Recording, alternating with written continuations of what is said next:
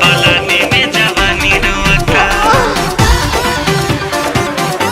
पलानी में जवानी रोता।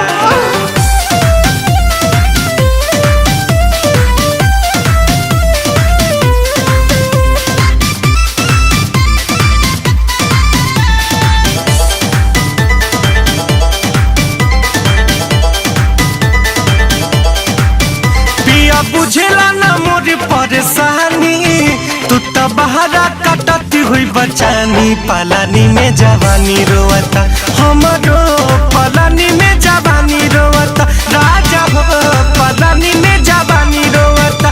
पिया बुझेला ना मोर परेशानी, तू तो बहरा कटती हुई बचानी। पलानी में जवानी रोता हमरो, पलानी में जवानी रोता हमरो, पलानी में जवानी रोता।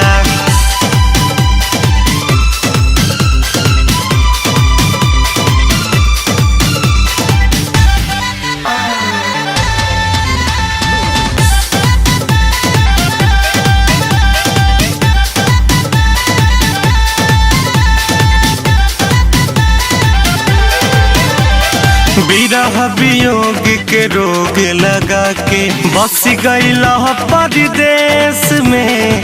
कटे न रतिया बढ़ल विपतिया, बहुत बहानी कलेश में। विरह वियोग के रोग लगा के बस गईला परदेश में। कटे न रतिया बढ़ल विपतिया, बहुत बानी कलेश में। नींद नैन से करे छेड़खानी, प्यासा मनवा के मिले नहीं पानी। पलानी में जवानी रोता हमरो, पलानी में जवानी रोता हमरो, पलानी में जवानी रोता।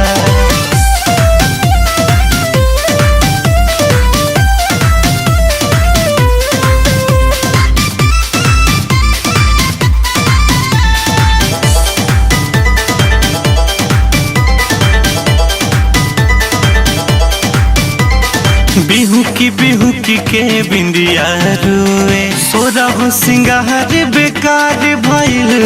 सवती जैसन लागे से जरिया, कन के गहना भारी भइल।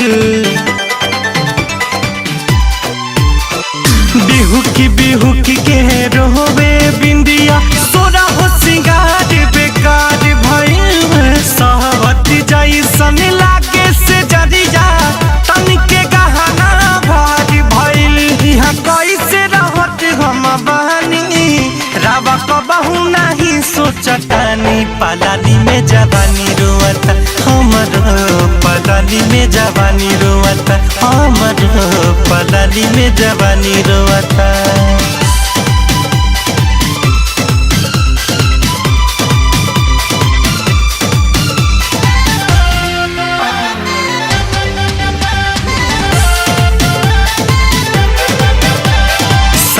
रितेश सावत पकवनो लागता है अझुरा गईला। जब से गईला याद न कैला, हमारा के तू भुला गईला।